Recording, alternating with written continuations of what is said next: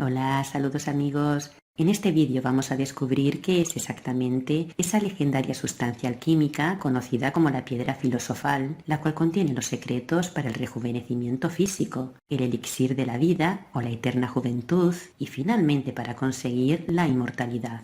Por este motivo, hallar la fórmula mágica del elixir de la vida ha sido y sigue siendo una preocupación constante en la historia de la ciencia.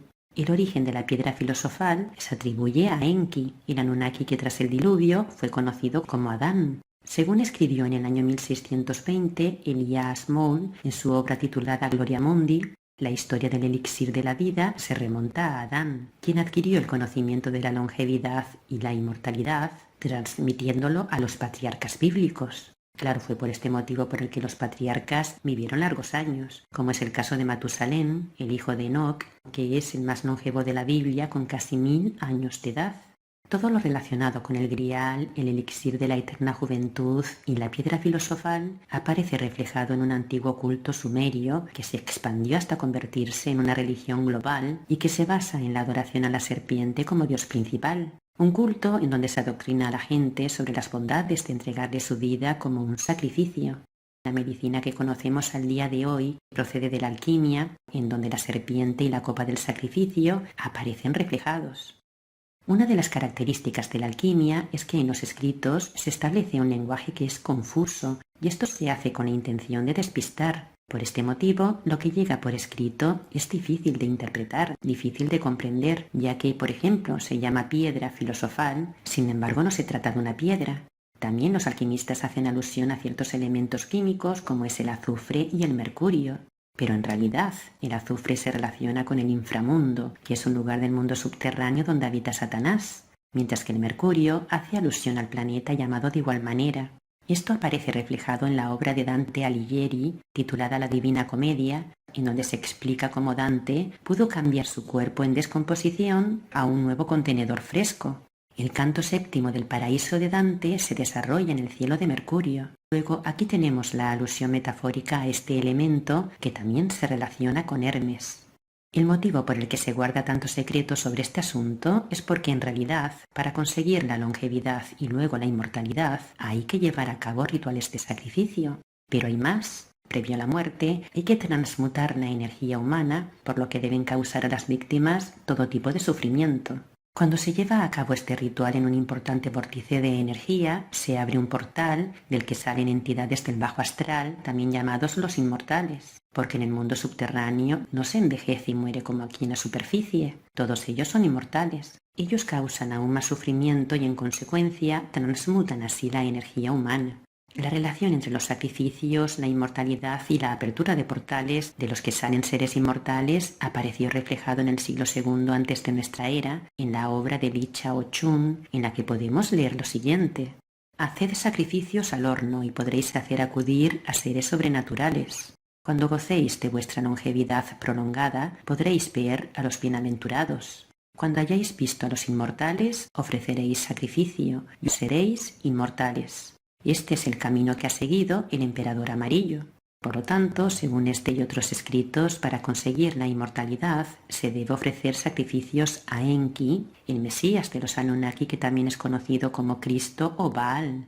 Si juntamos estas dos palabras, Cristo Baal, nos da el nombre de Cristóbal, palabra que significa el portador de Cristo.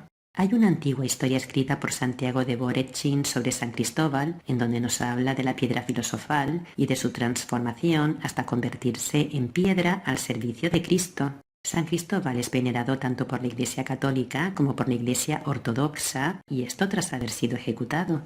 El texto dice así: antes de ser cristiano, Cristóbal emprendió un viaje diciendo que quería servir al rey más grande de la tierra.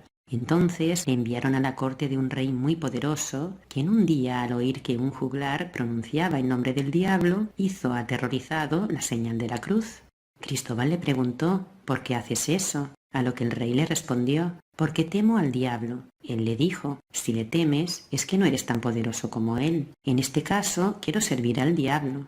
Después de una larga caminata en busca del poderoso rey, Cristóbal vio acercarse hacia él a una nutrida tropa de jinetes, los cuales se hallaban vestidos de rojo.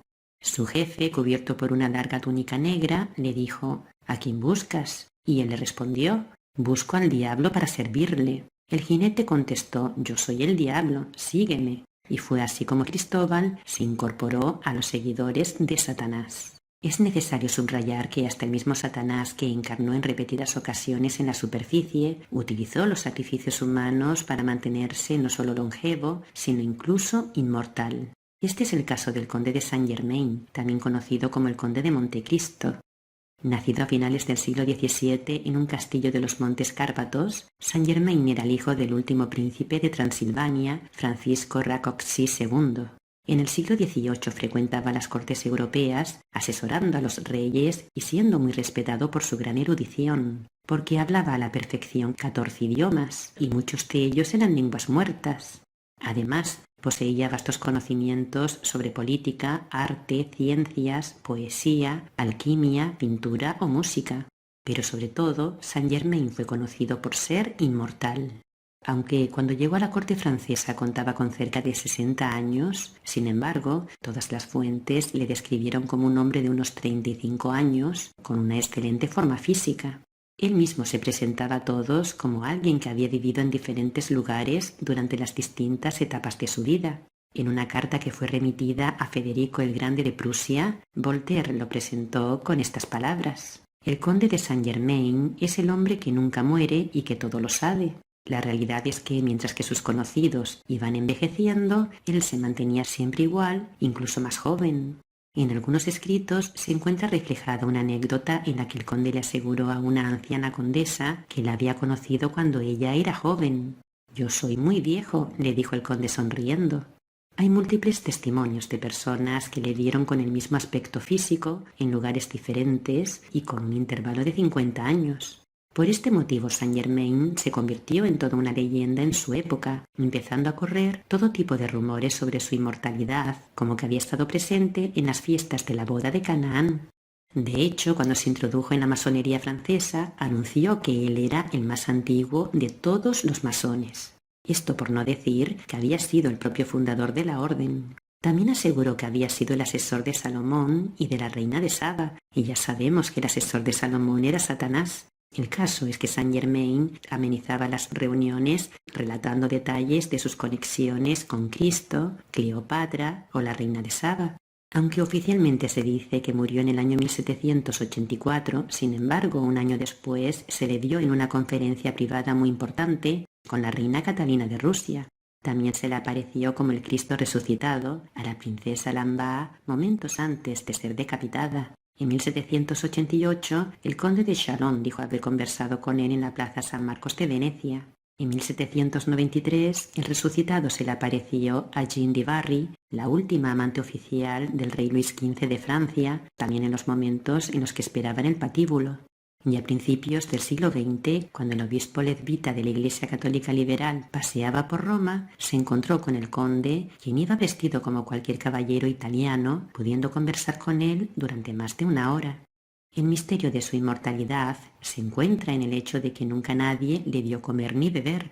En una ocasión le confesó a Giacomo Girolamo Casanova que solo comía un tipo secreto de alimento, por lo que el resto de los alimentos le resultaban innecesarios. Según él decía, vivía eternamente gracias al descubrimiento de un líquido especial que lo había mantenido vivo durante 2000 años. La pista sobre el tipo de líquido que lo hacía inmortal aparece reflejada en una crónica que recoge la historia de un extraño hombre muy rico, con gran carisma y una vestimenta ostentosa. Este hombre llamado Jacques Saint-Germain llegó a Nueva Orleans a principios del siglo XX. Aunque por entonces muchas mujeres iban encantadas a su casa, después de tantas desapariciones extrañas, los pobladores empezaron a desconfiar del enigmático personaje.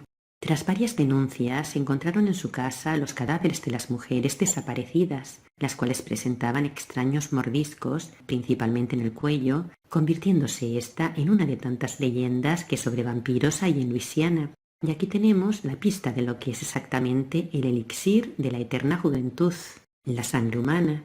Esto no es extraño si tenemos en cuenta que Saint-Germain no solo era el hijo del último rey de Transilvania, sino el nieto de Sofía Bathory. La casa de Bathory fue una de estas familias aristocráticas cuyos miembros hacían uso de los sacrificios para obtener la longevidad, tal y como en su momento hizo uno de sus antepasados, Vlad Tepes, también conocido como Vlad el Empalador. Pero fue Elizabeth Bathory quien pasó a la historia por ser acusada y condenada de ser la responsable de una serie de crímenes motivados por su obsesión por la belleza, lo que le valió el sobrenombre de la Condesa Sangrienta.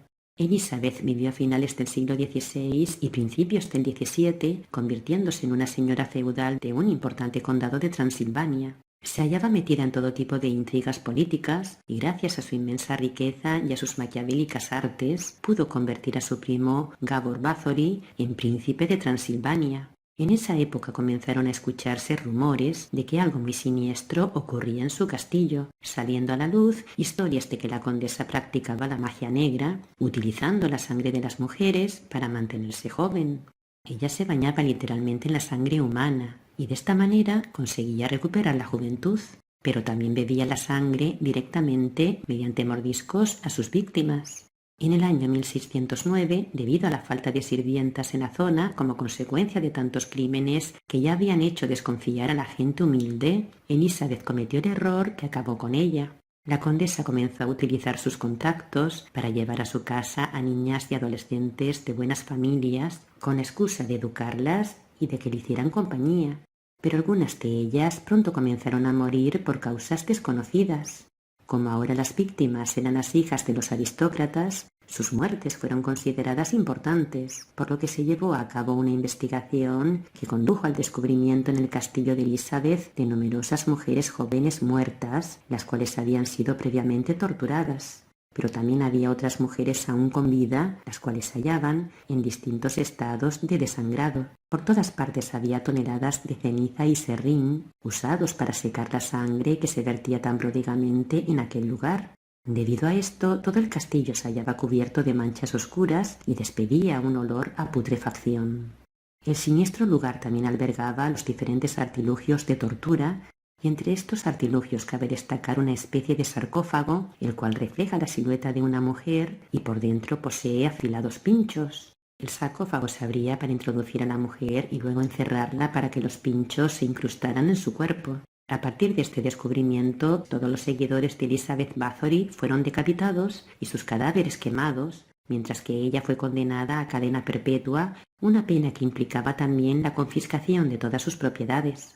En el año 1614, tras 4 años de encierro total, la condesa murió y todos sus documentos fueron sellados, prohibiéndose hablar de ella en todo el país.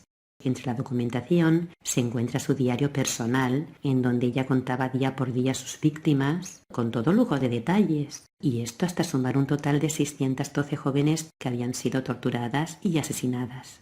Y este, amigos, es el secreto de la inmortalidad de los alquimistas, el secreto del elixir de la eterna juventud, un pacto con el diablo, un ritual que crea vampiros, los cuales se alimentan de la energía de los humanos a través de la sangre, para así tener sus cuerpos más jóvenes y más lozanos. Hasta pronto, amigos. Hasta mi próximo vídeo.